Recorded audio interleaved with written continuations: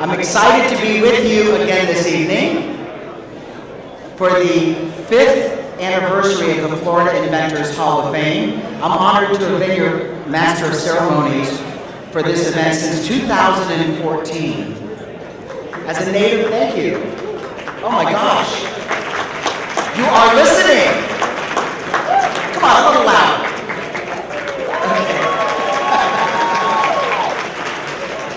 As a native Floridian, it's thrilling to truly be here tonight to have a front row seat for some of Florida's greatest inventors. It is with great pleasure that I introduce to you one of them right now. His name is Dr. Paul Sandberg, a 2015 Hall of Fame inductee, USF Senior Vice President of Research, Innovation, and Knowledge Enterprise, and Chair of the Florida Inventors Hall of Fame Advisory Board.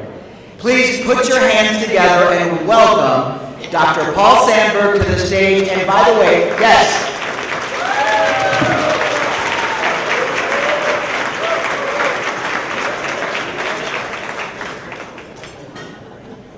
I just told him I thought I'd get a chance to eat my salad. That's great. Thanks, Bill. Appreciate it. So it's a privilege to be with you as we celebrate this evening. We're honored to have so many friends and supporters with us today, including the U.S. Commissioner of Patents, Andrew Hirschfeld, and Elizabeth Doherty from the U.S. Patent and Trademark Office.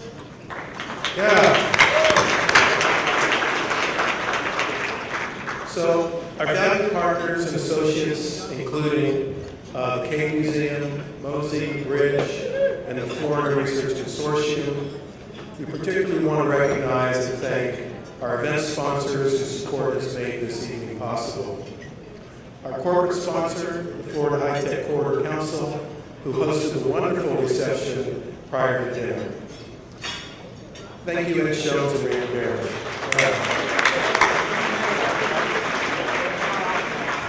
Our diamond sponsors, Florida International University, let's do a clap for that. University of Central Florida, that's all over there.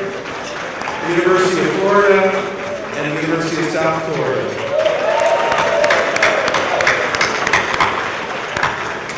And our gold and silver sponsors, all the sponsors listed in the program. Their support provides funding for tonight and the Florida Inventors Hall of Fame program throughout the year. I also want to thank our advisory board, several of whom are with us this evening. They too are listed in the program, and we are grateful for their vision and support of the Hall of Fame. And many thanks to the selection committee, nearly all of whom are here and listed in the program. This committee, chaired by Randy Barrett, chose remarkable inventors we honor tonight from a field of outstanding nominees. It's a highly competitive process and always a difficult choice. And we thank each of you for your service. And there's one other individual I'd like to recognize this year whose efforts make all the difference to you and to me personally. And that's Holly Barron, who put her heart into every step of the process of our nation's tonight's celebration. Thank you, Holly. I especially want to welcome our new inductees and their families, friends, and colleagues who are with us to celebrate their exceptional accomplishments and to thank their nominators for putting them forward for this honor. Additionally, it is a privilege to have a number of our previous inductees return each year. We are honored to have many of you with us this evening, and I invite you to come to the stage at the end of the ceremony for a group photo. I particularly want to recognize 2016 inductee Jackie Quinn, who I was proud to nominate to the National Inventors Hall of Fame. And this year, she was elected. So congratulations, Jackie. Stand up. Where are you, Jackie?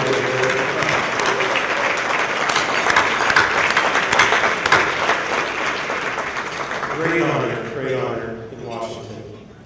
Jackie is an environmental engineer from the Kennedy Space Center, whose groundwater remediation invention has become NASA's most licensed and recognized technology.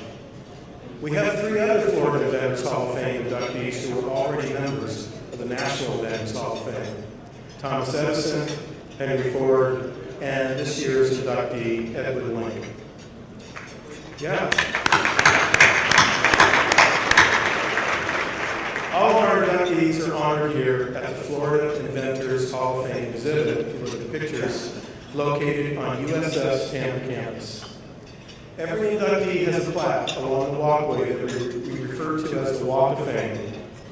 And being outdoors, this is a place where people can come and visit at any time. From outside, you walk into the beautiful Galleria and immediately see this impressive display of inventors. I am very excited to report that after its grand opening last spring, the Florida Inventors Hall of Fame Museum exhibit is continuing to grow. Thanks to many of you here tonight for your support. Visitors can learn about all our inductees and their inventions through artifacts and loan and gifted from Edison and Ford Winter States, great place to visit if you haven't, and the Cave Museum as well, as items provided by the inductees themselves. In addition, each of the inductees' videos, including those you will see here tonight, is archived by the Smithsonian Institution. We hope you will visit the Walk of Fame and the museum exhibit located at USS Research Park, directly across from our College of Engineering, while you're in Tampa. I also want to encourage those of you in the Gainesville area to visit the new Cave Museum. They celebrated the grand opening this summer, and it will feature a Florida Inventors Hall of Fame display as part of their Florida Technology Showcase, honoring Florida inventors from across the state. Finally, beginning October 1st, we will begin accepting nominations for next year's Florida Inventors Hall of Fame and encourage you to visit our website for details regarding the nomination process. Now, it is my pleasure to introduce one of the founders of the Florida Inventors Hall of Fame, Dr. Judy Genshaft, President of the University of South Florida System. Please welcome President Dr. Genshaft.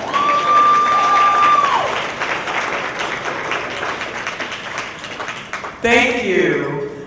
Good evening and welcome to the 2018 induction ceremony for the Florida Inventors Hall of Fame, proudly hosted by the preeminent University of South Florida.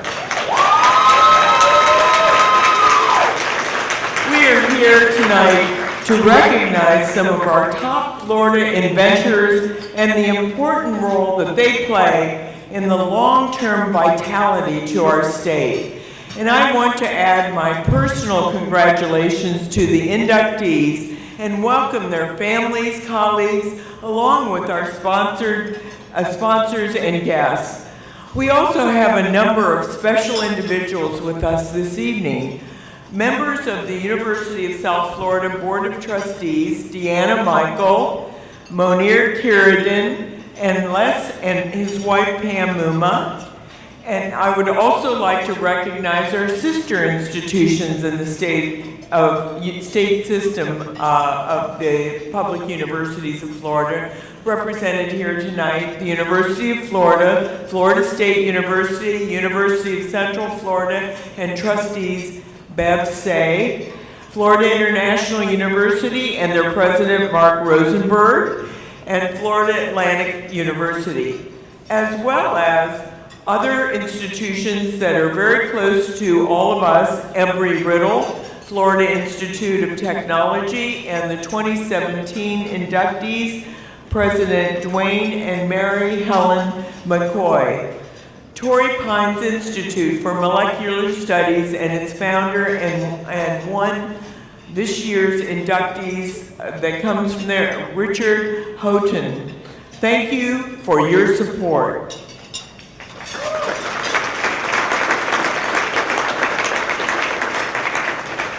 The state of Florida has always attracted the explorers among us, and those individuals who are driven by curiosity and wonder, those who see things differently, those who aren't afraid of unanswered questions. It is this spirit of invention that makes our state such a unique environment of diverse ideas and perspectives. It is this spirit of invention that inspired the creation of the Florida Inventors Hall of Fame, which now includes 35 historically significant inventors with ties to Florida, including Thomas Edison, Henry Ford, and John Gorey. The 7 new Hall of Fame inductees we will honor this evening have made their own significant contributions to our society, representing a broad range of disciplines, everything from aeronautics to regenerative medicine to apparel. I'm proud that this group includes our very first alum to be inducted into the Hall of Fame, Dr. Philip Furman, who has played a leading role in developing important antiviral drugs that have impacted millions of people's lives. While this new class is diverse in its endeavors, what's more important is that what they have in common, the same drive to discover how to make life better, to shape the future for the benefit of all of us. Collectively, this group holds nearly 189 patents from the U.S. Patent and Trademark Office, which plays such a key role in the practical application of innovation. And joining us tonight to help us celebrate these esteemed inventors is Andrew Hirschfield, the Commissioner for Patents from the U.S. Patent and Trademark Office. Please join me in congratulating our impressive group of Hall of Fame inductees and in welcoming Commissioner Hirschfield.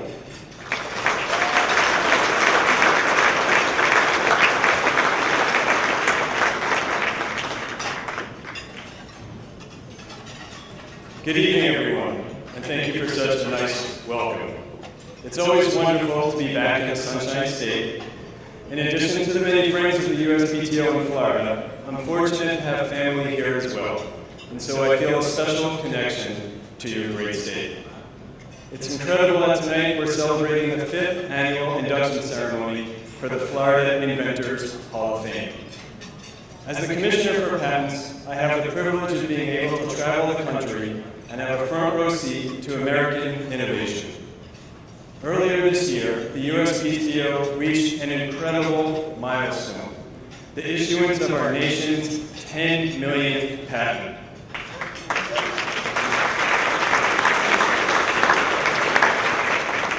I agree, that definitely deserves an applause. This patent was granted to a LiDAR system, which at a very high level is like radar, but uses lasers instead of electromagnetic waves. This particular invention has applications in autonomous vehicles, scientific exploration and research, medical imaging, and the military, among other fields. The 10 millionth U.S. patent grant marks the celebration of American inventiveness. It is this inventiveness that has been and continues to be the driving force for our nation.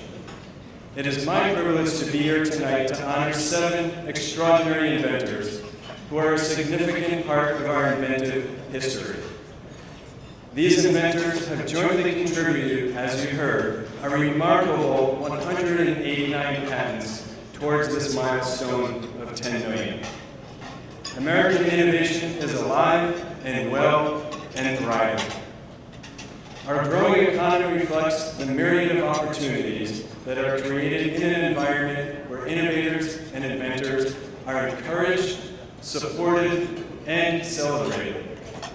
It has been wonderful to see Florida embrace and elevate its own proud history of invention through the Florida Inventors Hall of Fame. As Dr. Sandberg mentioned, 2 years ago, it was my pleasure to witness Jacqueline Quinn inducted into the Florida Inventors Hall of Fame. And then just a few months ago, I had the great honor of being a part of her induction into the National Inventors Hall of Fame.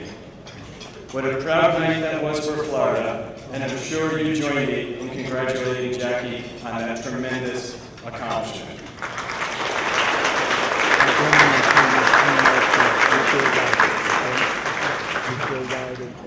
Through this organization, Florida has rightly claimed its mantle as a leader in national innovation. Each year, Floridians file nearly 10,000 patent applications, and last year, more than 5,200 Florida residents were granted patents. In fact, Florida Inventors Hall of Fame inductee and chair of the advisory board, Dr. Sandberg, recently received his 50th U.S. patent.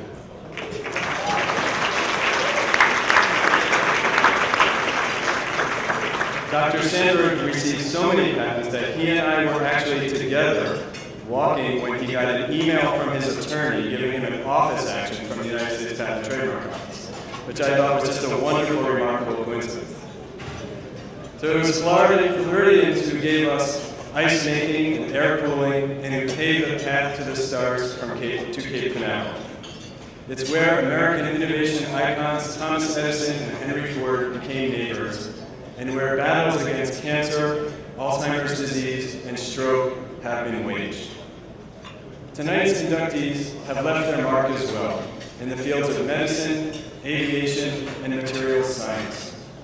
Because of the accomplishments of tonight's inductees, we can see better, and some of us look better. That's the beauty of American innovation in general, and Florida innovation in particular. The American patent system is as old as our nation.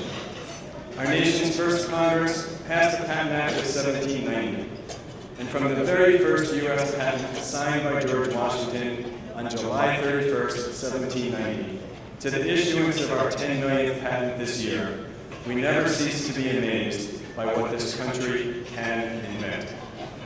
The United States Patent and Trademark Office is proud to promote intellectual property rights so that our nation leads the world with revolutionary advances in science and technology.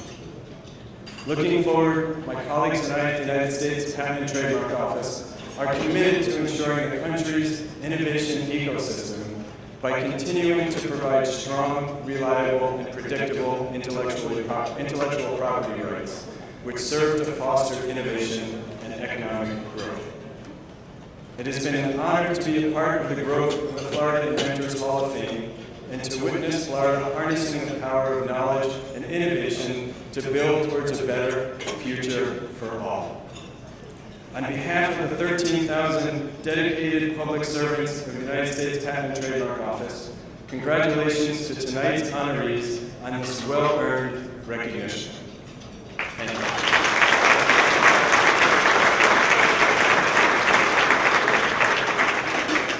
Thank you very much, Commissioner, and we're about to begin our induction ceremony.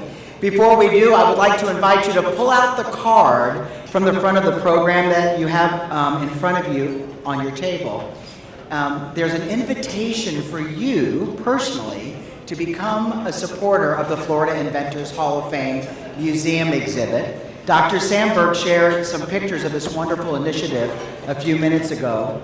And with your support, we can continue to expand the exhibit and provide the opportunity for visitors to see the amazing inventions of the inductees and the impact that it's had on our communities worldwide. Please give as generously as you can. fill out the card, and please, if you'd like, you can place it in the basket either on your table or you can leave it on your way out. I'd like to ask Dr. Sandberg now to please return to the stage and join Commissioner Hirschfeld as we begin the ceremony.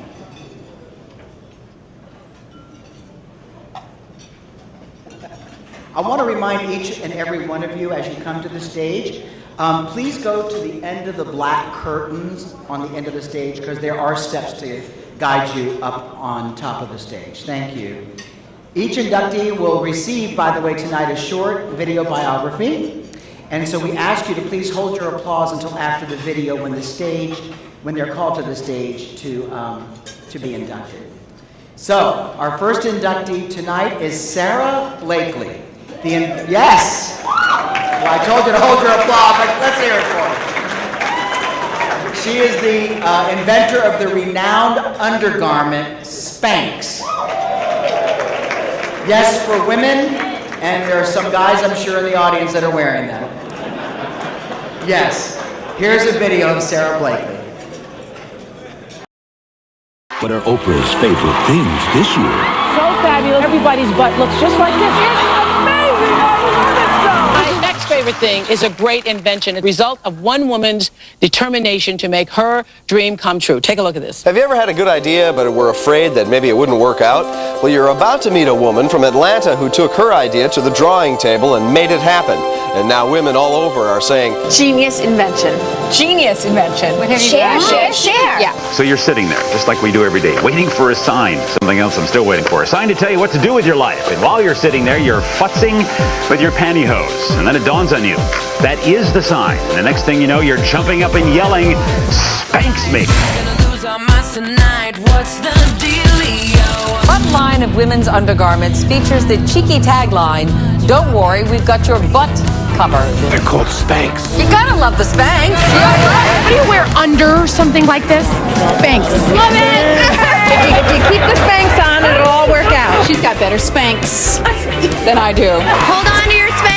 Smiling your Spanx, baby, and you're ready to go. If you don't know what a Spanx is a girdle that everybody wears, evidently. There's some serious Spanx going on. It squeezes all the fat in and the skin. If you want money or good china, you can hide that in there. you need baby Spanx. The super elastic shapewear that smooths out all of your baby's unsightly bumps and bulges. In no time, your baby will go from flab to fab. Guys are wearing Spanx right now, which I think is actually genius. I happen to have one of the best bodies here. You do? Yeah, I do. He's wearing Spanx. I'll buy you a panini and some Spanx to make you teeny. And from making women feel great, Sarah then competed on a reality show.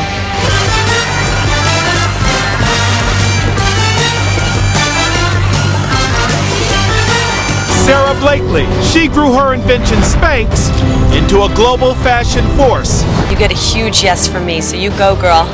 Thank you. Forbes is out with its annual list of billionaires, and a new addition to the list really stood out. The 41-year-old who acquired her assets by making all of ours look better. For that, you should be worth at least $1 trillion in a lot of women's opinions. What are Spanx? Spanx, yes. Don't underestimate a woman who does not like the way her butt looks in white pants. I mean, what do you want me to say? I never. That's the soundbite of the day, honey. She's the reason you have to be bullish on America. She was thinking about what can you do to make, in this case, women's lives better. Now she's got them for men here. Who knows what's going to happen now? They say that I have been making the world a better place one butt at a time, and now I'm determined to make the world a better place one woman at a time. And this surge in generosity is not by accident. Much of it is the result of an ambitious and targeted campaign called the Giving Pledge. Membership comes with just 2 requirements: be worth at least $1 billion and be willing to give half of that away. I'm proud to say that we are tonight sending 278 girls to college. We really feel fortunate that we were given a chance. I don't know what to say, actually. I think the smile just does it all. She took $5,000 in savings and started the undergarment company Spanx. Now she wants her philanthropy to be as cutting edge as her business. What I'm most proud of with the success of Spanx is that we've been able to give back to help women more than just their rears.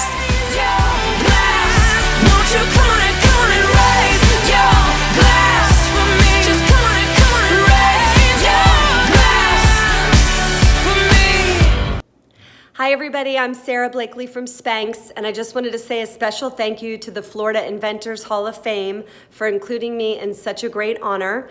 When I saw the list of other honorees, to say that I'm in good company would be an understatement. I mean, reading the list from inventing the flight simulator to advancements in nanomedicine, cataract and eye diseases, and advancements in anesthesiology, and the list goes on. I literally turned to my husband, I said, honey, I make butts look better. In which he then replied, you know what, that's a pretty noble cause. So I'm honored to be included on this list. On behalf of women especially, there's only 8% of primary patent holders are women in this country. So I'm proud to accept this honor. Thank you so much for including me. And my mom is the one accepting it tonight, which is perfect because she's the one who drew the sketch in my original patent. She's an artist and I needed help with that. So she did the drawing that is now in the U.S. Patent and Trademark Office for Spanx. Have a great night, everybody. Thanks again. It's a big honor. Please welcome Elizabeth Dougherty, Senior Advisor to the Undersecretary of Commerce for the Intellectual Property and Director of the United States Patent and Trademark Office. Say Yanku. Thank you. It's wonderful to be here with you this evening, celebrating the 5th annual Florida Inventors Hall of Fame induction ceremony. This night is made even more special for me with this honor of making a few remarks about our remarkable inductee, Sarah Blakely, who I have had the pleasure of meeting in person. When Sarah and her team traveled to Tyson's Corner, Virginia to open a store there, my coworker and I rushed to be the first in line, not to get our free Spanx, but to have her sign a copy of her patents. Those patents, signed by Sarah, hang very proudly on the wall of my office. I look at them every day and think about how Sarah is one of so many women who are inventors, a number that needs to continue to grow, but Sarah's certainly leading the way. Sarah has built a singularly brilliant idea into a fashion industry juggernaut, making her the world's youngest self-made female billionaire at the age of 41. There are so many accolades for her accomplishments. In 2012, she was named one of Time Magazine's 100 most influential people in the world. Just 2 years later, she was listed by Forbes magazine as the 93rd most powerful woman in the world. Sarah Blakely's story, however, isn't only inventing a better undergarment or making impressive lists. Her real story is even bigger, more impactful and more inspirational than that. Growing up in Clearwater Beach, Sarah's original plan was to become a lawyer like her father, but she bombed the LSAT. Not once, but twice. However, her path then led her to selling fax machines door to door, and that inevitable moment arrived when she asked herself, isn't there something more for me out there? And thank goodness she did. She had $5,000 in the bank and an idea on how to solve a problem for women. She did her homework, she refined, and importantly, patented her invention, and then set out to sell it, not taking no for an answer from anyone. She single-handedly talked her way into getting Spanx into Neiman Marcus, where when she found the product hidden in the back of the store, she picked it up and moved it to the register counter where shoppers could see it. In 2000, she shipped a bag of garments to Oprah Winfrey's stylist, and resulting in Oprah naming Spanx as her favorite product of the year, as we saw in the video. Her invention and fledgling company would later catch the eye of Richard Branson, and today Spanx sells its undergarments, leggings, and maternity wear in 65 countries. What is even more powerful about Sarah's story is that it is an American story, one of gumption, persistence, and one that holds the importance of intellectual property at its very core. It is one of trusting her gut, even while getting the rest of ours to suck ours in. Perhaps what's most heartening, though, is that we can all look at what Sarah has accomplished and know that her story is just beginning. Remember, she's only 41. Since the start of her company, she has been setting aside profits from Spanx to help other female inventors and entrepreneurs, helping them to launch their new ideas. In 2006, she founded the Sarah Blakely Foundation to invest in women, their ideas, and their futures.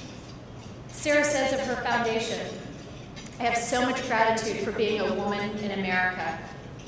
I never lose sight that I was born in the right country at the right time. And I never lose sight of the fact that there are millions of women around the world who have not been dealt that same deck of cards upon their birth. Simply because of their gender, they're not given the same chance I have had to create my success and follow my dreams." At Spanx, they have created a program called Leg Up that features female entrepreneurs' products for free in their catalog.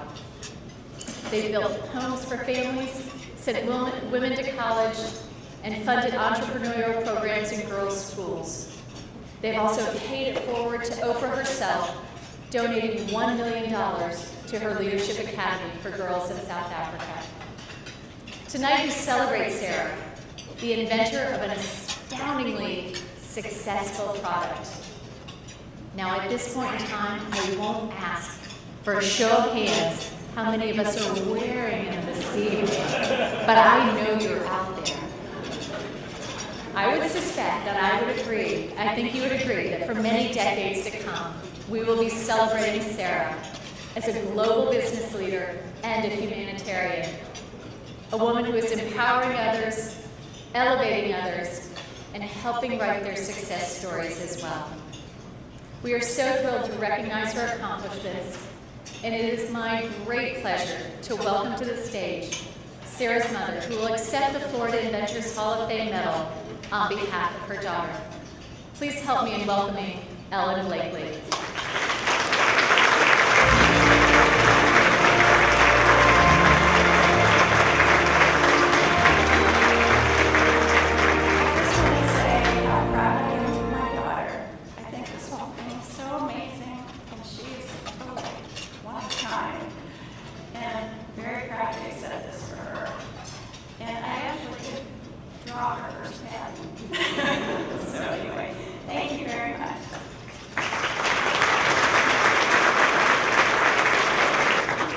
Okay, let's continue on. So our next inductee is Dr. Emery Brown, who was born and raised in Ocala. Dr. Brown is an anesthesiologist statistician at Massachusetts General Hospital, MIT, and Harvard professor who made significant contributions to the advancement of the science and practice of anesthesiology. I was born in Florida, in Ocala. I grew up in a small town north of Ocala called Martin, Florida. It's a small rural farming community. I feel like I am a country boy at heart. I'm the youngest of 3 kids. My father, Alberta, Benjamin Brown were mathematics teachers. That gave us a lot of impetus to study math and science. My mother used to always tell me, she said, you know, you're doing well, but you really haven't been tested. She would, keep my feet on the ground, let's just say, so I wouldn't get too impressed with myself. My mother came in with this brochure. She said, would you like to go to summer school at Exeter? And so I said, yeah, sure, why not? I came to the Northeast when I was probably about 15 or 16 or so, and I've basically been here ever since. I had decided to do medicine, and I decided to do my PhD in statistics. That was a rather avant-garde idea at the time. Data sciences is a big issue now, but if you go back, 40 years, that wasn't necessarily the case. And then during my 3rd year in medical school, I really fell in love with anesthesiology. And I really wasn't trying to think of how I would mesh statistics with anesthesiology. The more I worked on problems in computational neuroscience, developing statistical techniques to analyze the data, I would run into people and they would say, oh, that talk you gave on your methods was interesting, enjoyed it a lot. I hear you're an anesthesiologist, how does anesthesia work? And I go, I have no idea. And, I don't think there are any people who are more mechanistically driven than neuroscientists. And so to be telling neuroscientists you do something regularly to patients and you have no idea how it works got to be a little embarrassing after a while. So I thought maybe I should work on this. I realized there were a lot of things that we were learning in our anesthesiology training that were just BS. There were reasons given for things which made no sense. Anesthesiology had developed this whole sort of what I'll call a legal fiction about how to think about what was going on.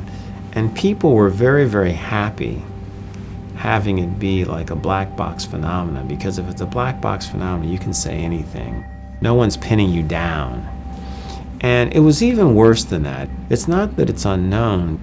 It was perceived as so complex that it was unknowable. And then the more I applied the neuroscience paradigms, like, wow, I can draw circuits.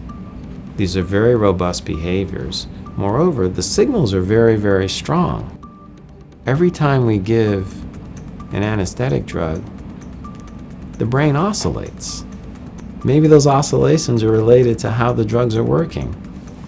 My God, that's it. That's what's happening. You give the drugs, they take over the circuits, they drive the circuits to oscillate. You change the drug, you get a different set of oscillations. It all started to come together, not just in a basic science sense, but also in a clinical sense. It jibed perfectly with what I saw in the operating room. The idea that you can do something and then the patients are better off because of what you did, nothing could be better. There's no cooler feeling. And you can walk in the room and say, Mr. So-and-so, I'm going to take very good care of you. You could not be in better hands. We're going to make sure that you're perfectly unconscious during the procedure. You're not going to feel any pain, and we'll wake you up on a dime, and you'll be quite comfortable afterwards. That's the objective. So until you're able to do that with every patient, there's a lot of work to do.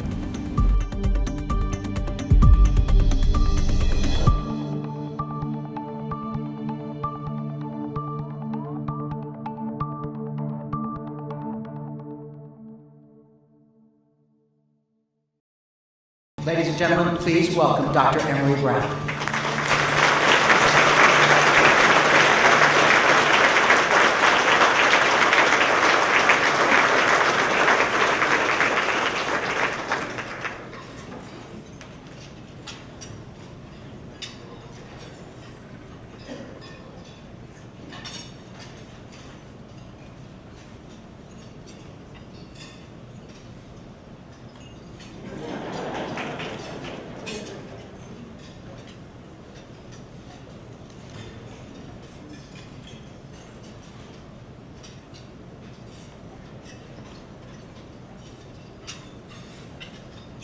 So first of all, I want to thank the selection committee for giving me this enormous honor.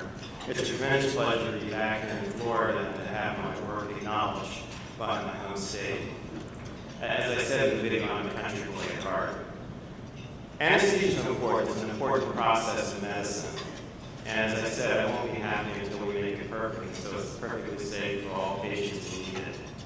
And in doing so, we also want to use it as a tool to learn more about how the brain works and actually make important contributions to neurology, psychiatry, neurosurgery, and sleep medicine.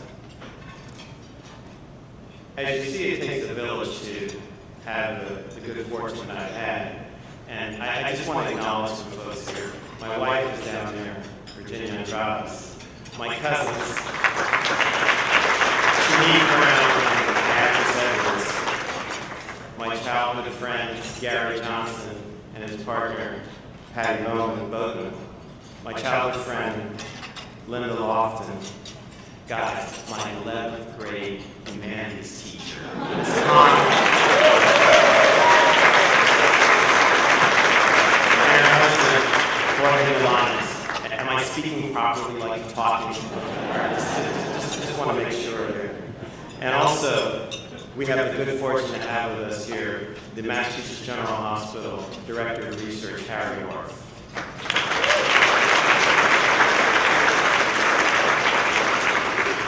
I'm especially grateful to Mass General Hospital because it's been an intellectual and clinical home. And as you know, anesthesia was invented at Mass General, and I'm telling you, we're going to write the next chapter there.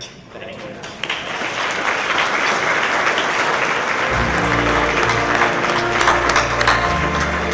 Okay, our next inductee is Dr. Philip Furman, distinguished alumnus of the University of South Florida, whose revolutionary discoveries led to the development of antiviral drugs that are used to treat some of the most insidious viral diseases.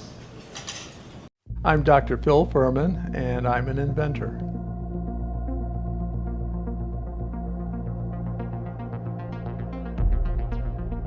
I was probably 8 or 9 years old when I became very interested in science. My uncle gave me his microscope that he had when he was a kid. And it just opened up a whole new world to me and got me very excited about living things and life and made me really interested in science. I nominated Dr. Furman for an honorary doctorate degree, and he was awarded that last year. And then as I thought about the event I'd been to last year for the Hall of Fame, Inventors Hall of Fame, I realized he would be a perfect candidate for that. Primary focus has always been, I think, science. Asking questions, getting answers. Let's see.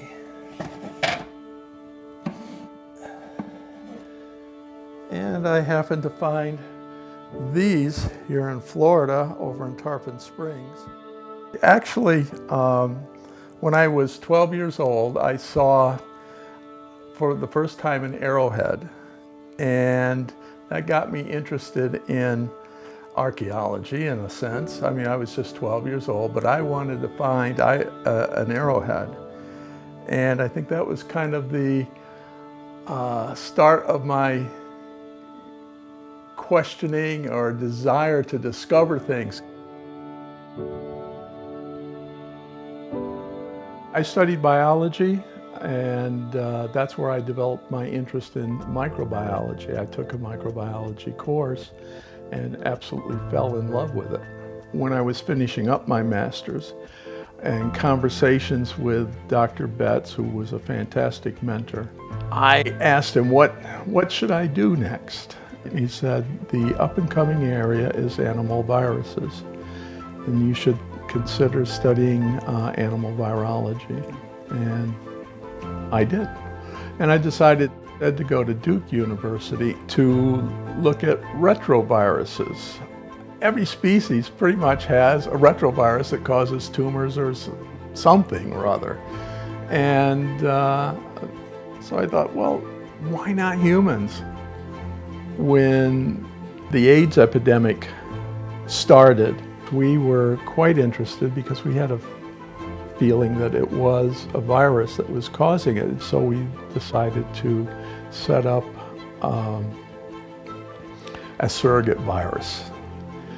We started testing compounds, and AZT was one of the early ones that we selected. It turned out to be one of the most potent compounds I had ever seen against any virus. Just seeing the benefit and being able to do science, good science, and use what I had learned to help humankind out. It was kind of the shove I needed to wake me up to all this and say, yeah, this is what I really, really want to do. Dr. Furman has contributed so much to the area of antiviral drugs. Almost every antiviral drug that's come on the market that's been successful in the last 20, 30 years he's had a hand in. And it goes from AZT, which is used in AIDS, It goes to acyclovir, which treats herpes. He's also come up with drugs that help with hepatitis B, and most profoundly, and most recently, hepatitis C. There were so many letters that came in after the drug was approved, thanking the company for developing this and for helping these people out. They were so grateful that I thought, gee, this is really, really neat. In working in pharmaceuticals, he has always had the people that he was doing these things for in mind. Being inducted into the Inventors Hall of Fame, the Florida Inventors Hall of Fame, I was just stunned by it. I think it's just a wonderful thing, and I am just so proud to be a part of it, but still shocked that I was nominated and accepted. I think that a lot of what's driven him is the focus of helping with his colleagues, helping with finding avenues of development, drug development that would help people. You know, it truly is amazing what he has done. It's just absolutely blows my mind every time I think about it, that one person could have been involved in all those different drug developments, and millions of people worldwide have benefited from his work. Please welcome to the stage Dr. Philip Furman.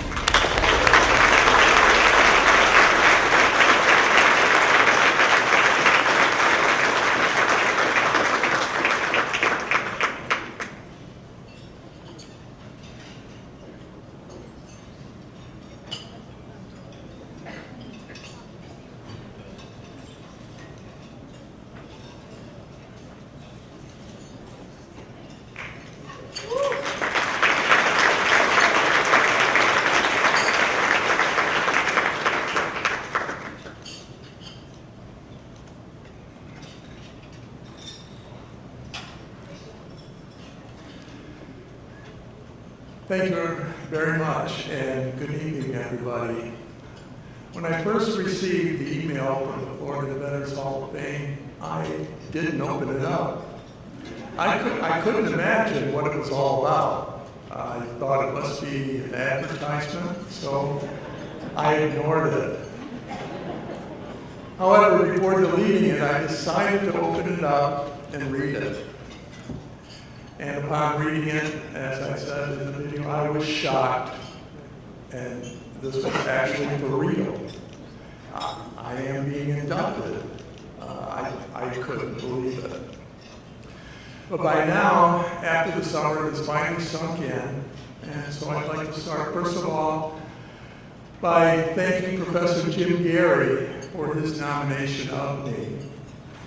It has been a great privilege getting to know Jim over the last couple of years. His nomination led to the Hall of Fame Induction Committee selecting me for this tremendous honor, and I thank the committee very much. So as I thought about what I would say tonight, I struggled to find the right words to express how I feel. Simply put, I feel so privileged to be here and so deeply humbled and honored. Now, I truly believe that I have been blessed to have had the support of many amazing people in my life. My parents, who were a constant source of love and support. My uncle, who gave me that first microscope that got me interested in science. Professor John Betts, who was my mentor here at USF and encouraged me to go on for my PhD and study animal viruses. And also Trudy Elliott, Dr. Trudy Elliott, for whom I learned so much about drug discovery and development, and the personal satisfaction that one gets from being involved in the discovery and development of drugs that treat disease.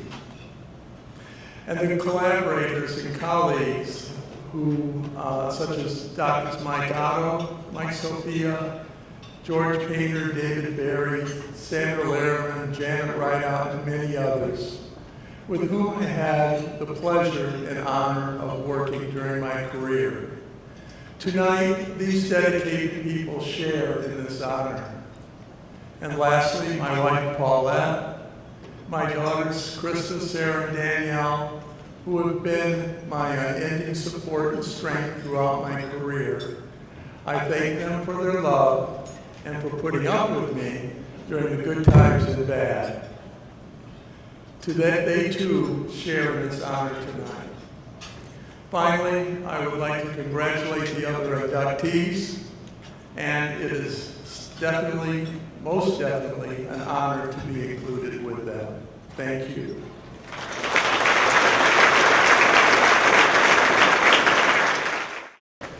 Our next inductee is Dr. Richard Houghton, founder and CEO of Torres Pines Institute of Molecular Studies, headquartered in Port St. Lucie, who has made a significant impact in the pharmaceutical industry through his novel approaches to drug discovery.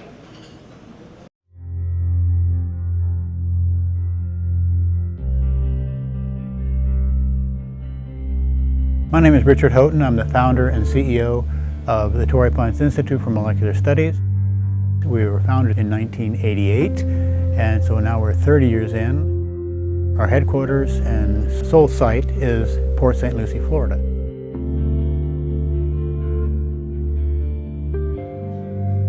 In terms of my inventions, I have 84 issued U.S. patents, but the one I'm most known for is my second patent, and that is called the teabag approach.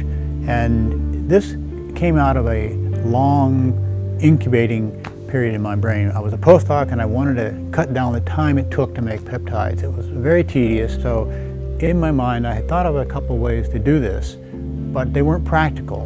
And practical is really a very important part of an invention. And the aha moment of my invention of the teabag approach came at lunch. And a colleague of mine got up and said he's going to get some tea with the teabag. And the word teabag struck me. So I thought, well, if I can put the resin in a bag, I can have multiple bags, and I can cut 25 steps per addition out of each one of these syntheses. And I can also make 500 or 1,000 peptides at one time with the teabag approach. So it was a huge advance, recognized worldwide, and very nice. We can now literally screen tens of millions of compounds, but we only have to test 300 to 500 samples. So it's an enormous collapse of the number of things we have to screen and test. So it's a very powerful technique, and it has benefited certainly the state of Florida, and that was one of the reasons we came to the state of Florida. And when we came to Florida, we had a mind to get our libraries into the hands of as many researchers who have an assay within the state of Florida. And we were able to do that with what's called the Florida Drug Discovery Acceleration Program. And we ended up with 51 external principal investigators, so scientists who have an assay, 15 different Florida organizations. We ended up with 10 patent applications that have been filed. Florida has been, in many respects, the example of what we can do. And we're in the process of talking to venture capitalists, et cetera, and making this a worldwide program. The team of people I've gathered together for these projects is really what I'm most proud of. I mean, I'm certainly very pleased about the things I've done, the patents I have and all that, but what I'm proud of is being able to hold a team of individuals who are very intelligent, who are very hardworking, and very collaborative amongst each other. And so it's the team that has really done most of the work. My wife and I have 5 kids, and we try as much as possible to do things with them. My sons, for example, we went on a backpack recently, which was 15 miles in and 15 miles out, and up and down in 6,000, 7,000 feet, 30, 40-pound pack, kind of wore me out. My daughter Lacey, really, we all enjoy music festivals, and we do that every year. It's been really an amazing pleasure, and I can't thank my wife enough for her patience and her participation. She's an integral part of Torrey Pines, and what she's done has been really quite amazing. So I'm a very fortunate guy all across the way. It's a pleasure to be here, and I'm very grateful for this award, and thank you very much.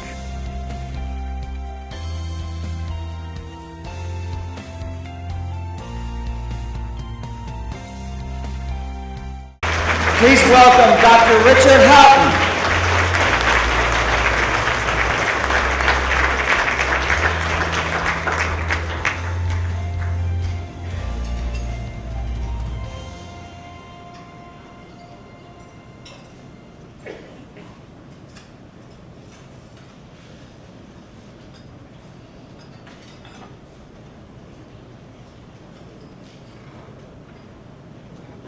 It's an absolute pleasure to be here, an honor certainly, and the previous speakers have been amazing, and I really appreciate the honor of being here. One of the things that we were given before we put our presentation together was, one question that was asked that I was interested in was, what made you move forward into the scientific field? I remember having chemistry sets when I was 10. My father was a physicist. He was an inventor and published things. My grandfather was as well. And it's appropriate we're in Florida because my grandfather worked on air conditioning and whatnot back in the 30s. I think what's important about my father's interaction wasn't any specific thing. It was discussing any question I had, and he would answer it directly. It wasn't a roundabout thing, but a direct question. And you know, it's when you think about what has made you change and how you've grown, you learn about yourself when you get a little older. One thing about me and the way I learn, I'm ADHD and I'm dyslexic. So those are bad things, not necessarily. I didn't really learn to read until I was 10, but now I read, I don't know, 50 books a year, something like that, mostly nonfiction. But being ADHD, I have a hard time getting things into my head. But once they're in there, they're in there. And my first invention, the tea bag approach, I mentioned in the video, a long incubation period. It started when I was a postdoc, I was 25 or something like that, doing a very tedious procedure of making peptides on a sulfate synthesis manually. And when you're 25 years old and you're living in the Bay Area, San Francisco, and really not enjoying spending your entire Saturday night doing a really routine thing, it popped into my head that if I could compartmentalize this resin like the later tea bag, that would be great. But what I was doing then wasn't going to work. It was just not practical. And so the reality is, 15 years later, that lunch tea bag comment made all this happen. Now, the patent is just an idea until you make it real. And it's the team of people that I'm so proud of. I've worked with a number of individuals at Torrey Pines for 35 years, 20 years, 15 years, 10 years, etc. And it's that team of people that made it happen. And it's a pleasure and a joy to be here. And I want to thank you all. And you've made me very proud and very happy. Thank you so much.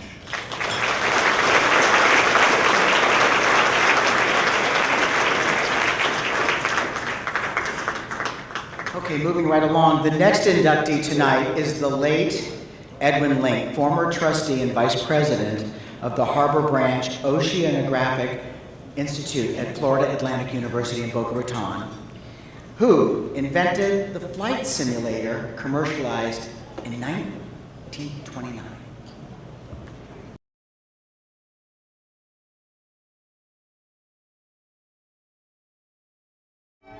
Aviator, inventor, industrialist, deep-sea diver. Ed Link did it all. A high school dropout at 17, he would make himself a millionaire before he was 40. It's hard to explain how important Ed Link was to the world of inventions and the world of science. He was, simply speaking, probably the most prolific inventor we had of the 20th century. He advanced in leaps and bounds how we first explored the sky and then how we explored the sea. Because of Ed Link, we were able to do things that we couldn't do before. The human family no longer thinks of the ocean as it used to before Ed Link. Ed envisioned a tool that could simulate the feel and response of an airplane in flight. For more than a year, Ed worked on perfecting his flight trainer, using his brother Theron and others as test subjects. Finally, on April 14, 1929, Ed received a patent for his pilot maker. June 1940, all of Europe is engulfed in war. The German Luftwaffe had begun terror bombing London. And in the skies over England, a tremendous battle raged for control of the air. The Battle of Britain would be the turning point of the air war in Europe. Vastly outnumbered, the Royal Air Force now relied heavily on Link's blue box to train their crews in record time. Air Marshal Robert Leckie, he was the head of the Royal Canadian Air Force. He said, "The Battle of Britain is being won on the training fields where there are Link trainers." The small factory that Ed had started 35 years before had grown into a billion-dollar industry and was now the primary simulation resource for training the men who would walk on the moon. But the aviator had moved on to a new frontier and was ready to unveil his latest creation. The deep diver was the very first working lockout submarine. This was a real stroke of genius. So we would make a dive, let's say to 400, 500 feet, park the submarine on the bottom, and the divers in the back compartment, in the stern compartment, would pressurize and make a lockout dive, going out into the ocean, do their work, come back in, close the hatch, and then come back to the surface. On January 29, 1971, at the newly created Harbor Branch Oceanographic Institute in Florida, Ed and Seward launched the Johnson Sea Link. Marion described it as the first manned diver-carrying small submersible to be made available to scientific institutions strictly for marine research. He was a high school dropout who had survived the Depression and a world war. Ed felt his life had been touched by magic. "Everything I have," he told a friend, "I owe to my family and to God." In 1953, he and Marion decided to start the Link Foundation. Ed and Marion, when they set up the Link Foundation, didn't set it up just to give money to people who have 100% grade levels in school. What they set it up to do was to give money to those students who showed an initiative and an energy level that would delve into the science of, first, the exploration of our skies, and secondly, the exploration of our seas. He wanted to make sure that those students had the opportunity to develop their own genius. On May 30th, 1981, with his wife of 50 years by his side, Ed Link received his 5th honorary degree from the State University at Binghamton. After his death, a friend wrote, "Ed Link was a man who saw the sky reflected in water and altered our perception of both. He was a man who touched a spark in the minds of others, a spark that caused a nation to be proud and men to reach beyond themselves to the stars and into the unknown depths of the sea."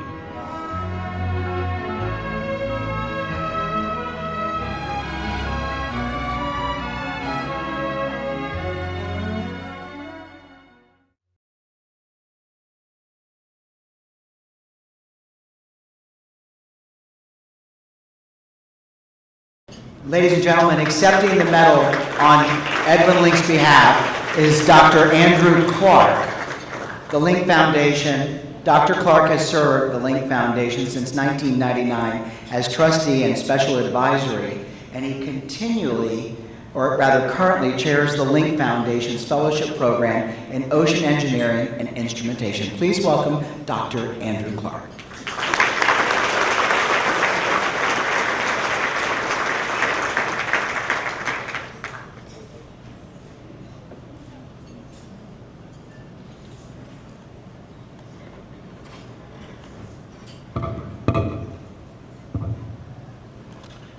You know, Ed Link was more than just an inventor. He was an industrialist, a visionary, and a leader, a brilliant engineer. And despite having dropped out of high school, he left a lasting legacy in our nation's university system and those around the globe. What you just watched was an excerpt from an hour-long piece done by the History Channel entitled The Quiet Genius. The gentleman named Seward that was mentioned was Seward Johnson, another Florida resident, and a friend of Ed's, and the heir of the Johnson & Johnson pharmaceutical empire. Those two men founded Harbor Branch Oceanographic Institution in Fort Pierce, Florida, now a part of Florida Atlantic University. Ed pursued his first passion, aviation, from his hometown in Binghamton, New York. From there, he in fact launched the theretofore unimagined area of study and industry, that of simulation and training. Next, he would turn his attention to aerospace, from aerospace to hydrospace. And it was here at Harbor Branch in Florida from which he was instrumental in launching yet another brand new field of formal engineering and study, that of ocean engineering. Ed is not only one of the founders of Florida Atlantic University, he's also responsible for launching the nation's first 3 ocean engineering programs. First at FAU, then at Florida Institute of Technology, Florida Tech, in Melbourne, Florida, and the nation's first graduate program at the University of Florida. I'm now the faculty of FAU, a trustee of Florida Tech, and received my doctorate from the University of Hawaii. But Ed influenced my path in many more ways. As a boy in the 60s in grade school, I was fascinated by Ed Link's Man of the Sea articles published in National Geographic. And in 1979, just a couple of years before Ed died, I was one of those lucky students mentioned in the video you just watched during a Link Foundation internship to be able to work with Ed at Harbor Branch, a magical place with ships, submarines, scientists, a place that I never wanted to leave, and in fact I didn't for about 20 years. I would ultimately succeed Ed, leading the engineering research and development at Harbor Branch. And in fact, with me today are a couple of those world-class scientists who spent hundreds of hours in those subs making important discoveries, as well as several administrators from both Florida Atlantic University and Florida Tech. But the individual I want to make sure that I recognize here tonight was my boss, the managing director of Harbor Branch when I came there in the 70s, who would come on to be my mentor and lifelong friend. And in fact, from its inception in 1953 until she just passed away in Vero Beach just this past March, just a few months ago, Marilyn Link was to receive this award tonight on behalf of her brother Ed. And now as trustee of the Link Foundation, I'm proud to be representing her here tonight. Because of Ed's vision and Marilyn's indefatigable drive and leadership, the Link Foundation over these past 55 years has launched the careers of over 1,000 ocean engineers and marine scientists, not only from FAU and Florida Tech, but from universities and graduate programs around the world.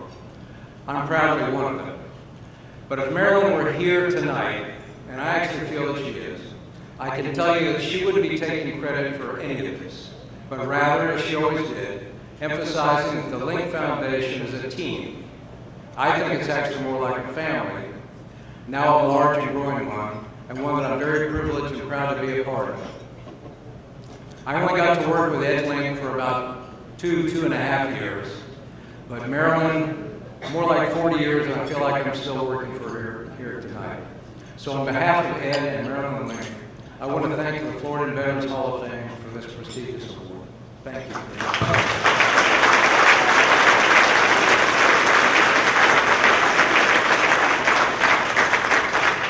Well, congratulations. Well, we are now ready to bring up our next inductee, and it is Dr. Sudeep Asil, Trustee Chair, Pegasus and University Distinguished Professor at the University of Central Florida in Orlando, whose discoveries have led to the groundbreaking therapeutic applications in regenerative nanomedicine. Cerium oxide. This is a material that is used in your car converter, which gives you a clean emission, in polishing a microelectronic device. But when you go down to the size with few atoms and few molecules, I can take one atom in the lattice of cerium oxide and put another atom somewhere else, and I can create a new material with a new property. Back in '97 fall, we're trying to deal with nanomaterials. So we made nano cerium oxide to protect steels from degradation. And it's just by a mistake. We find this particular material has got very good antioxidant property, which combats oxidative stress. Oxidative stress is everywhere. By changing the surface structure and the surface chemistry, you can make different types of nanomedicine. We have been working with Dr. Sudipta Seal for more than 10 years now. We look to the material scientists to develop something that will behave in a way to benefit bone implants, where we see inflammation as a key negative outcome. What we're working on actively now is ways to coat implants so that they have a reduced level of inflammation after they're put into the human body. It's kind of sky's the limit what this new molecule in nanoscale can do, from glaucoma to cancer therapy to tissue engineering or to diabetic wound healing. He has been a very productive researcher and carries it all the way through from basic science to patents and working with industry and with partners. We have invented, I think, something very special. We can take two dissimilar materials and mix them together in ways that have previously been impossible. And using nanotechnology, we've been able to make better performing, higher energy fuels and propellants, but simultaneously have them be safer than what's being used today. My first experience learning how to do this was actually with Dr. Seal as a grad student, developing a technology that ended up being spun off into a company, a startup company. And that opportunity was created for me through Dr. Seal's work in his research at UCF. We continuously trigger ourselves, either me or my students or my researchers, to think outside of the box, either for space exploration or for medicine or making materials to combat climate change. That is very key to our lab. He has, at last count, 68 patents awarded. Those patents have been licensed and being used to produce useful products. Sudipta has won every major award in his discipline, national and international awards. So I call him a classic new American, a person that comes here for an opportunity, in his case, top-tiered scientific education, and he was very successful at it. And he's become an American citizen and contributing in huge ways to our economy, to our education, to the next generation of students and graduates. So I'm very proud of him. Please put your hands together for Dr. Sudipta Seal.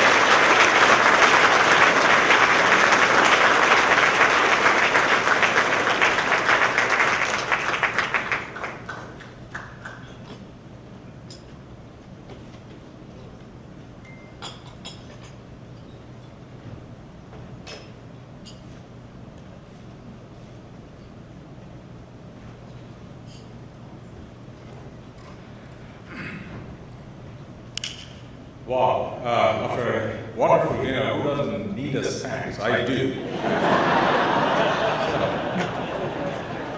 No, seriously, I'm extremely honored and humbled to receive this prestigious award and being inducted in the Hall of Fame.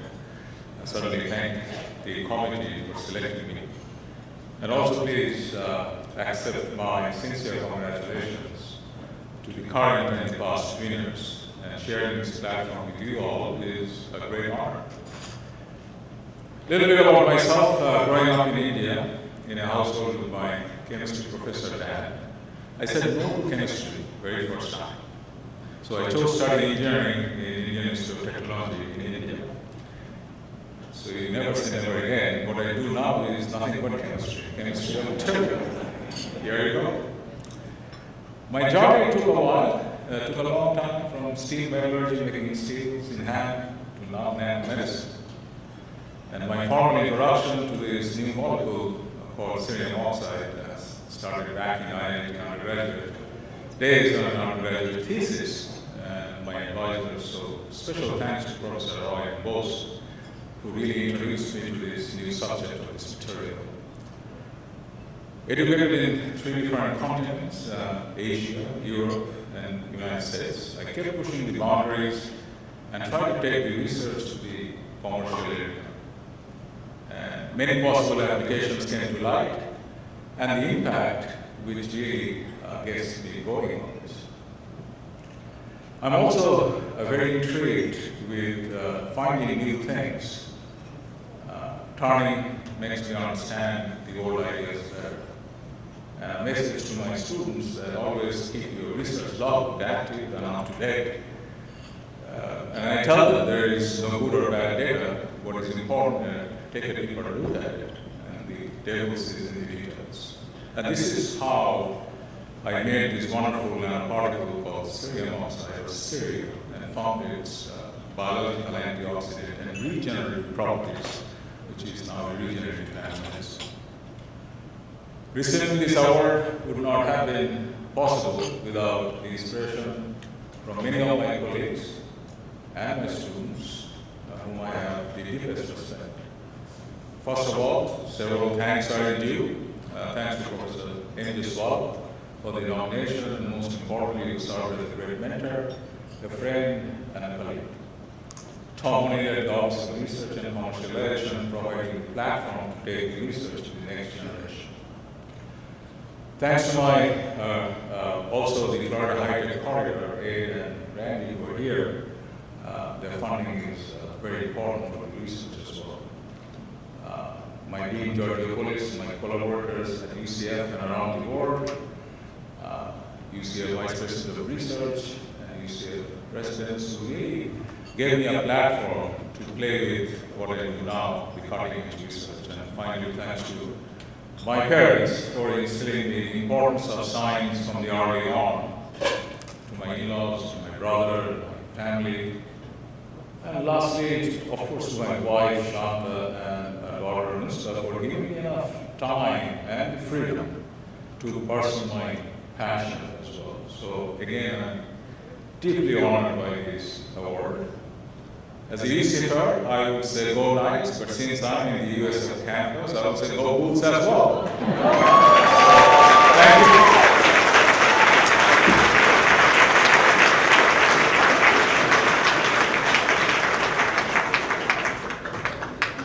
Okay, our final inductee is Dr. Herbert Worthiam.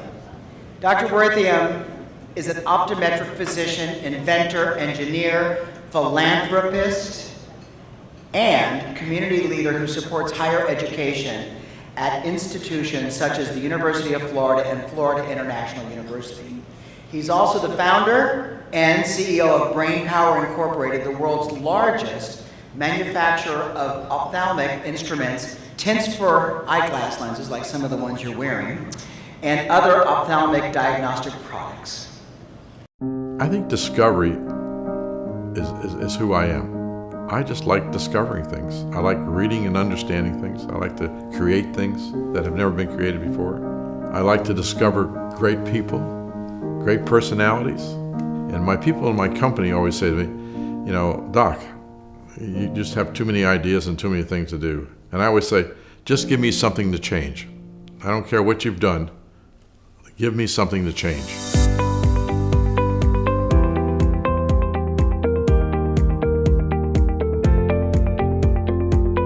When people ask me, what kind of an optometrist are you? I always say, I'm a visual neurologist. I deal with the brain and the eye. My field of vision happens to be color vision and tumors and things like that. Our company has designed and implemented probably about 35 or 40 therapeutic lenses to help people in the areas of macular degeneration, grand mal seizures, epilepsy, Parkinson's disease, albinism, retinitis pigmentosa. We have all kinds of lenses that work in a therapeutic way neurologically with the brain.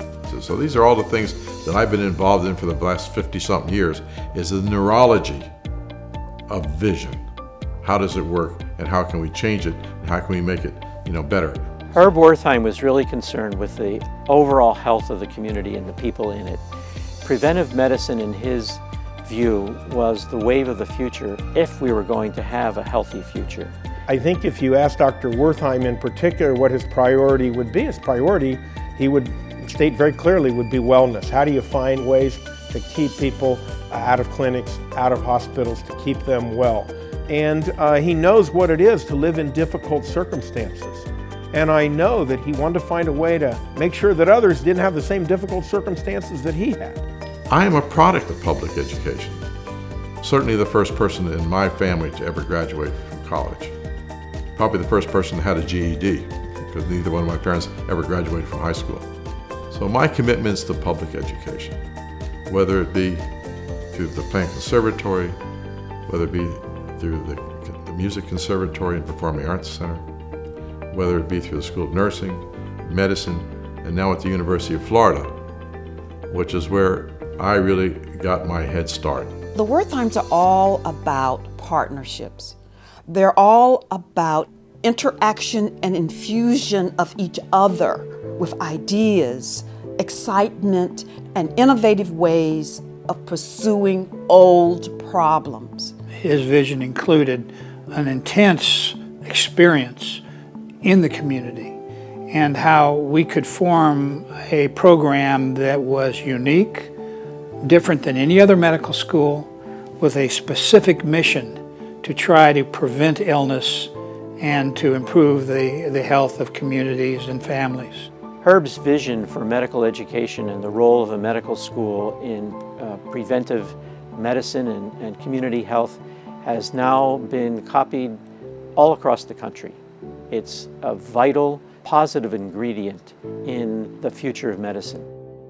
I'm kind of a farmer at heart, and I'm a scientist, electrical engineer, a physicist, and just plain curious.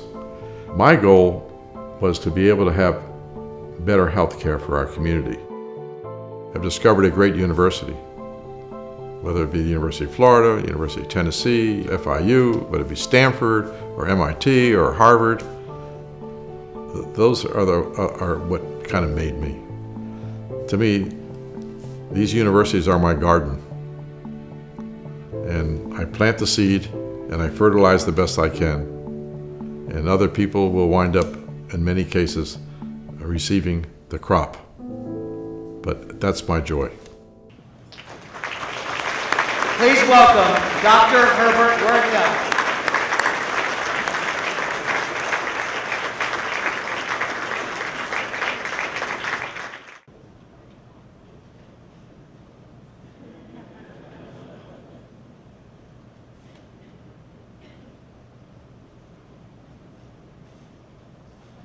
I'm not one who really figures out what the heck they're going to say in advance. I had about, I would say 7 or 8, maybe 9 people come up to me and said, "Why are you wearing that silly red hat, but it looks damn good on you?"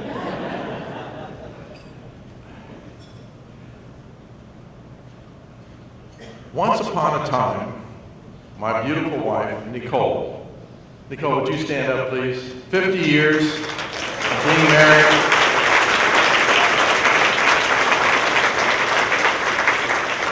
God bless you, Nicole. I said to her on Saturday morning, I said, "Nicole, pack your bag, we're going somewhere." She said, "Where are we going?" I said, "I can't tell you where we're going." And I said, "Surprise, but we're going to South America." Well, anyway, we went to the airport in Miami, got on an airplane, and wound up in Quito, Ecuador. If you've been to Quito, it's a very nice place. However, it's the home of the Panama hat. They make Panama hats there. I bought 5. Brown one, a green one, a blue one, and of course, a red one. Well, I came back, I had a business meeting in New York, and I wore my black hat, which is a good place to wear black hats in New York, and I managed to lose it pretty quickly. I came back to Miami, and I was going out to the medical school, and I put on my red hat. It was around August. We were just getting our new class in. And I got out of my car, wearing my red hat, and two of the students walked up to me and said, "Dr. Wertheim, you're looking good in that red hat." I said, "Well, thank you very much." Didn't think too much of it. Walked about 100 yards, went through 2 buildings, standing in front of the elevators, going up to see Dr. Rock, our Dean of College of Medicine. God bless you, Dr. Rock. Up the elevator, walked into the office, and the 2 secretaries said, "Dr. Wertheim, you're looking good in that red hat." Well, between the students and 3 or 4 of the faculty members, I said, "I'm never taking that red hat off." And that's been about 8 years now. So it's difficult to build a trademark, but I've been able to do that. And people know who I am sometimes when they see the guy with the red hat. I'd like to recognize my 2 daughters. Vanessa, Dr. Vanessa Wertheim, please stand. And my daughter, Erica. There's Erica. You know what? You're looking at a 9th grade high school dropout. A person who ran away from home starting at age 9. Both my parents came from Germany. My dad was a baker. And if you know, back in those days, corporal punishment was things that people did. I wasn't very good at school. I could do math pretty good. I was pretty good at art, but I wasn't able to read very well. I sat in the corner many times on a stool with a dunce hat, looking at the corner. I wasn't a robin, I was probably a crow. If any of you have been in school, when you're in elementary school, they divided you up into bluebirds and crows and stuff like that. So where you can't succeed, you tend to run away. And I did. I went out and lived with the Indians, caught snakes, frogs, sold the back legs, ate the front legs. And little by little, I would run away from home, maybe, I would say, from about 9 years old up until I was about 16. In those days, there was no such word as ADD, dyslexia. The word they used was dumb. I was caught by Lou Friedman out in the Everglades, living with the Indians. Now, you don't find very many Jewish game wardens, but Lou Friedman knew me very well, and he knew I was out there living with the Indians. And he came and got me. He said, "They know you're out there," and he basically arrested me and took me to the youth hall, the Student Juvenile Detention Center, and where I stayed for a number of weeks. I was sent before Dr. Ben Shepard, who was also a physician and a judge. And Dr. Shepard looked at me and said, "Well, you're a pretty nice young man." He said, "You go out there and live with the Indians and catch frogs and do this and do that." He said, "You're pretty industrious." I said, "Yes, sir." He says, "I want you to go back to school." I said, "I don't want to do that." Wrong answer. He said, "Young man, I'm going to give you another week to sit in youth hall until you come back and see me next week." Well, after sitting on the floor, because you weren't able to sit on your bed, the only thing we had to read was the Bible, which I became quite studious about, because if you notice, the Bible is in little short little lines, and for a person who's dyslexic, that's pretty easy for them to read. There wasn't a large attention span necessary. Went back to Dr. Shepard, and Dr. Shepard said, "How about what you going to do, young man?" And I said, "Well, I really don't want to go back to school, but obviously I have to do that." And he said, "I have another suggestion for you." He says, "The Navy has a program called the Minority Cruise for people such as yourself." He said, if you can pass the test, the Navy will take you in, and I will reprimand you to the U.S. Navy until you're 21 years of age. Sure enough, went down, took the test. Passed it in the 90-something percentile. The problem was, I was only 16 years old, and you had to be 17 years old to go to the Navy. It was 2 weeks before I was going to be 17. The Navy wanted me. They put me on a train in Miami to Jacksonville, put me in a hotel for 2 weeks until I turned 17. Now, why am I telling you this story? You know, the Navy turned out to be my mother, my father, my brothers, my sisters, everything. I never had a family, per se, because we worked hard in the bakery, we lived above the bakery. I never remember even kissing my father or my mother. It was just a very sterile family. Hard to believe things like that actually existed. Well, I'm almost 80 years old. I mean, if you go by conception, I am 80 years old. So the Navy is what started my life. And the Japanese have a wonderful word for that. And I want to use this word. It's called kaizen. I don't know how many people are familiar with this word kaizen. It means, kai means change, and zen means good. And it says, it's the word for improvement. The Navy allowed me to be able to improve myself little by little. It gave me a GED. It allowed me to take correspondence courses from MIT. It allowed me to go to Navy schools. I went to Navy electronics school. I was in number 9 in my class of about 80. They sent me to guided missile school. They sent me to ordnance disposal school. They sent me to flight school. They sent me to all kinds of school. I was kind of a whiz kid when it came to integrated circuits and transistors. I didn't know I was that smart, but I was able to do things others weren't. If it wasn't for public education, when I got out of the Navy, I went to the University of Florida and said, I want to be an engineer. They said, okay, what's your GED, what's your SAT? I said, what is a GED, SAT? I want to be an engineer. And they said, well, we can't help you. And I was offered a job at, in those days, General Dynamic, which was a subcontractor to NASA.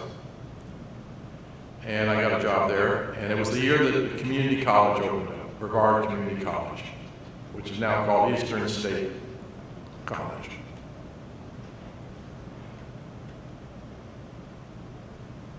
I went to school starting at 6:30 in the morning, finished around 3:30. I was on the night shift, and graduated in 2 years. It wasn't easy, but you know, I couldn't graduate with a Navy GED.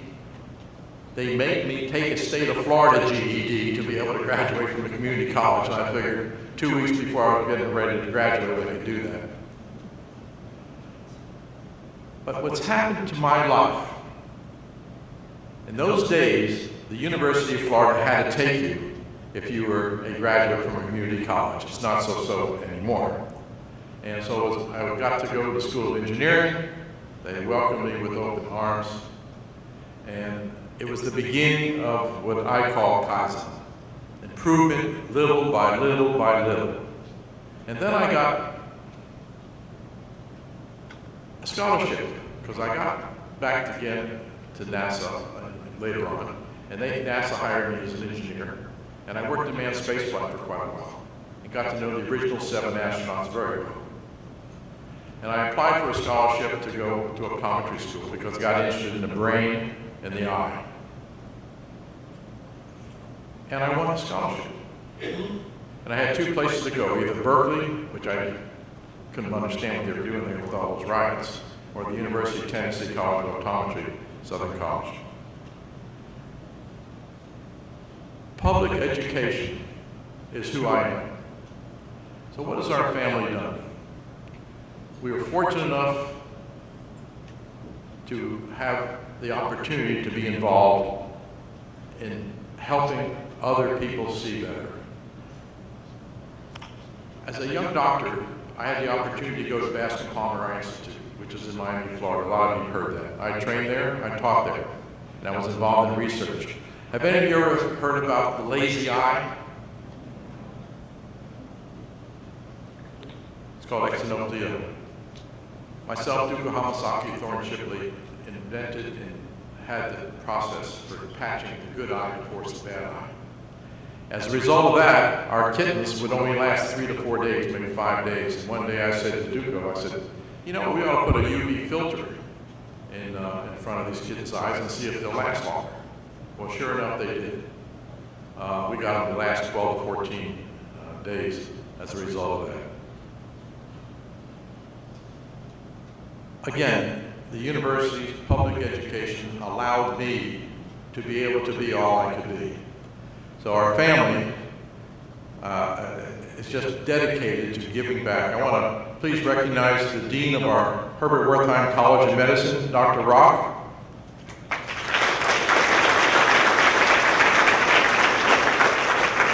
The Dean of the Nicole Wertheim College of Nursing, Dr. Strickland.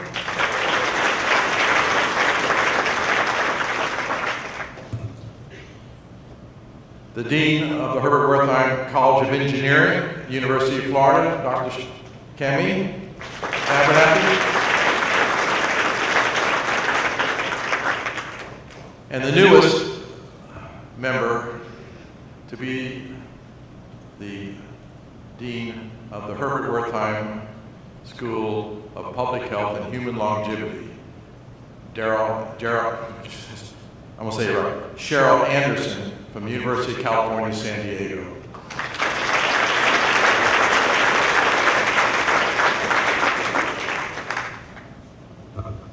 So this recognition, it's not so much for me. It's for the millions of patients who have benefited from our technology. I was the original person to invent UV 400.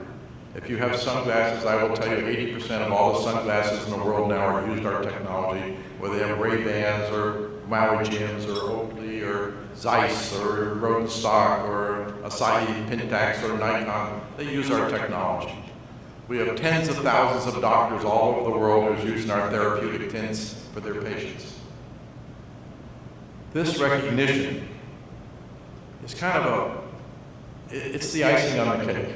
Thank you for recognizing myself and our company and our hard work for almost 50 years.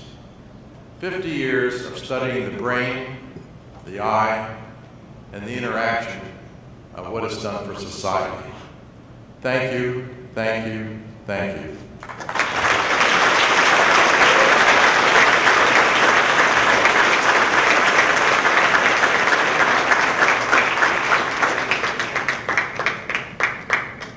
And now that is tonight's inductees. Please, those of you that were inducted into the Hall of Fame this evening, if you'll please return to the stage, if you'll just go to the end caps at the end of the curtains.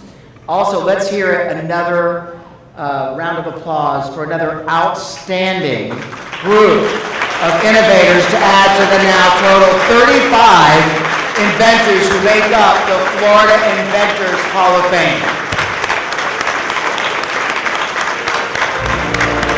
That deserves a major applause. So at this time, I'd like to invite the previous inductees for past years to please join us on stage so that they can also be recognized. Yogi Goswami, Jacqueline Quinn, Mary Helen McKay, T. Dwayne McKay, Shyam Mohapatra, Paul Sandberg, MJ Swallow, Isa Batarse. On behalf of the Florida Inventors Hall of Fame, thank you all very much for joining us.